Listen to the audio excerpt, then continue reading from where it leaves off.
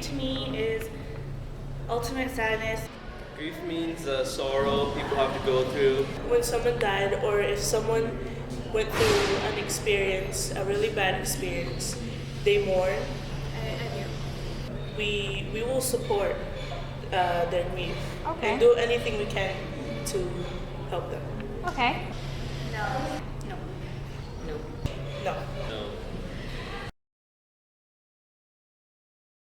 The charity began out of like a process. It wasn't just something that that I guess I realized at a specific time. It was over the course of many years, and seeing the reaction of people to my experience. Of course, I had lost my mom. As I started meeting other people who've been touched by murder, then I realized that we need to create a sense of community and a safe place where people can come and just share their experiences so that they can move forward in their grief.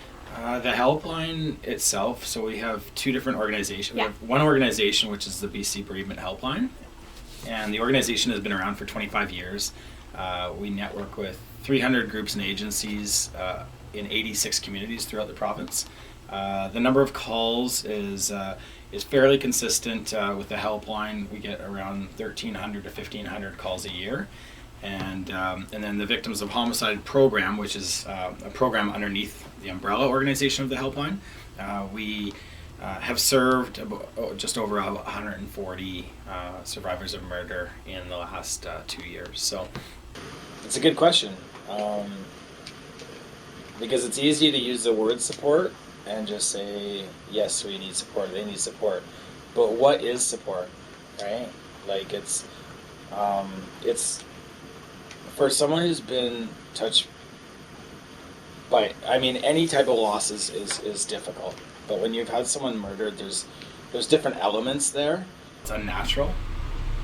Secondly, it's caused by somebody else. And thirdly is a lot of us internalize that and can put blame on ourselves or question ourselves as to why something happened and feel like they could have changed it. When I look at the big picture, we have, cancer organizations, we've got, many different types of health organizations that have peer support groups, right? But when you look at murder, 5 years ago, or even 2 years ago, really, we had next to nil support. I think it depends on how they're notified. Do we make a phone call and say, hey, by the way, your sister has been murdered?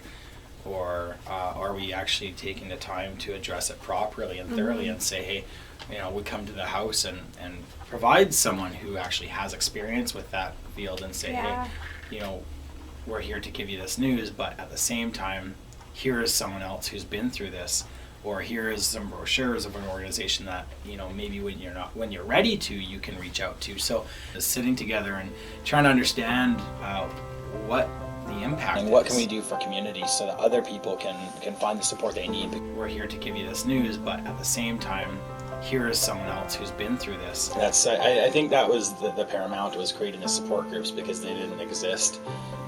Deal with the pain and the anger towards those people. Just having someone that's available and that you can listen and be with is, I think, really important. So this is not a kind of pain that you can just just talk to a professional when the professionals themselves don't even understand. And sharing it just released me in a lot of ways. I think if we internalize our pain, that's probably one of the most harmful things we can do.